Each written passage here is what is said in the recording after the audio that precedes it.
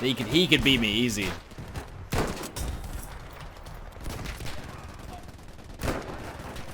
One shot.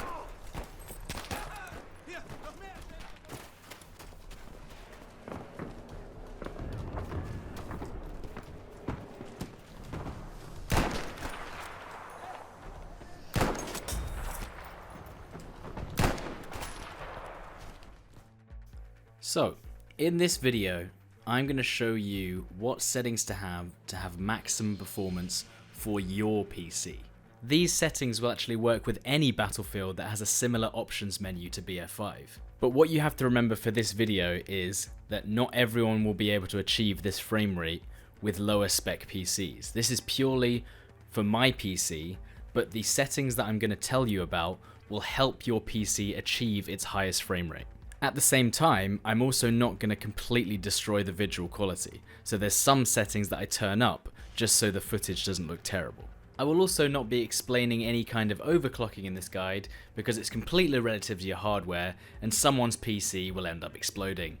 First of all, we need to navigate to the options menu and make sure we get to video options. Once there, you can see that I've set my resolution to 1920 by 1080 at 240 Hz. Make sure that's relative to the resolution of your monitor and the frame rate of your monitor. If you're having trouble getting even 60 FPS at your current resolution, you can turn down the resolution until you get at least 60 FPS, but it will cause blurriness and it won't look as good as your native resolution. Once your resolution is sorted, we are going to click on the Advanced tab. The first thing you'll notice is that we have DirectX 12 disabled. This is because at this current point in time, Battlefield does not run well on DirectX 12. Your overall FPS will increase, but you'll actually get frame stuttering, so turn that off. You can leave resolution scale and UI scale factor at the default, unless, again, you want to tone down the resolution scale and increase your FPS that way.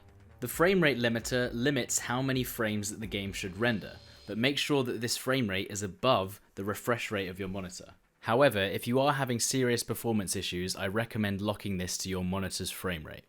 UI scale factor and UI upscaling are all about the size of UI, they don't really affect performance. Future frame rendering is default set to on, and right now you can't turn it off. However, it supposedly will affect your input latency, but might affect performance. Right now, we don't know what this does. However, you want the lowest input latency possible, so in future, I will have this off. Turning off GPU memory restriction allows the game to use as much memory as it wants on your graphics card. If your graphics card does not have a lot of memory, say over 2 GB, I would not turn this off. Now up next, we have the quality settings. Now what's interesting here is that my settings look extremely low, but I can guarantee you that if I set all of my settings to ultra, you would not be able to tell the difference between ultra quality and the settings that I have right here on 1080p footage. When you start to play the game at higher resolutions, such as 1440p or 4K quality, that is where these quality settings will actually start to come into play. Now, if you're looking for the highest performance and you do not care about the visual quality whatsoever, you can turn all of these settings to the lowest possible setting. Because I live stream and because I make YouTube videos, I want the game to look at least somewhat reasonable. So these are the settings that are a nice happy medium for high performance versus visual fidelity. Mesh and terrain quality actually determine your view distance. Not many people know about this, but there is actually an advantage to having your mesh and terrain quality lower because certain assets will not spawn in and reveal enemies behind them that you wouldn't have seen if your settings were an ultra quality. The next group of settings that we're going to be looking at will affect the overall performance of your PC. You should only change these settings if you are the only user of that PC and that you know what you're doing. If you do not know what you're doing, then do not change these settings. Now, if you've got an Nvidia graphics card like me, you can right-click on the desktop and go to Nvidia Control Panel. From there, you click on Manage 3D Settings, and then you scroll down the list until you find Power Options. Under Power Management Mode, change it to Prefer Maximum Performance. Another setting that you can change whilst you're here is maximum pre-rendered frames. Doesn't help much with performance, but can reduce input latency.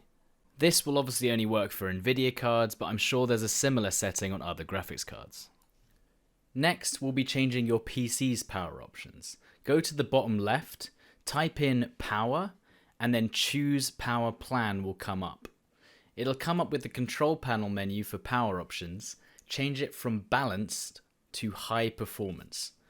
I would not recommend changing this on a laptop unless you have sufficient cooling for the laptop. Next, we'll be disabling the Xbox game bar, which records your gameplay in the background. Type in game bar in the bottom left and go to control game bar options. In the game bar menu, make sure that that's turned off, and then click on game DVR and make sure all the settings are turned off there. I have no idea why this is turned on by default. A lot of people just leave it on without even realizing, but this can affect your performance slightly if you do leave it on. Up next, we're removing some of our startup programs.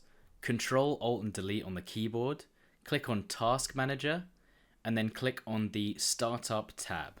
Only disable programs that you know that you won't be using. So I have a couple of programs that I need, such as Elgato Sound Capture. However, I've turned off Spotify, Discord, and other programs like that from starting up on their own. I would not turn off Windows Defender notifications. And again, if you don't know what it does, don't turn it off. The last setting I'm going to show you is about the appearance and performance of Windows. Type Appearance into the Windows search bar and click on Adjust the Appearance and Performance. Here, you want to set it to Adjust for Best Performance, and then for me, I need to turn on a couple of settings just to make Windows not look awful. It essentially just changes the way that Windows looks and gets rid of any snazzy little effects that would use a little tiny amount of performance. This will probably change your FPS by about 1, but 1 FPS is 1 FPS. So there you have it, guys. That's pretty much everything that I could think of. I recently upgraded PCs, so obviously I had to set up all these settings recently, and it came into my mind that I should probably help other people out who might not know about these settings. As I said earlier, use those extra settings at your own risk, and don't do anything unless you know what you're doing. Just remember that these settings might not be a guaranteed performance increase as well. I can only help you as much as your hardware will let you. If you learned anything from this video that was new to you, make sure to leave a like. If you think I missed out something that would be really important, then make sure to let me know in the comments to let other people know that they might be missing out on that performance as well.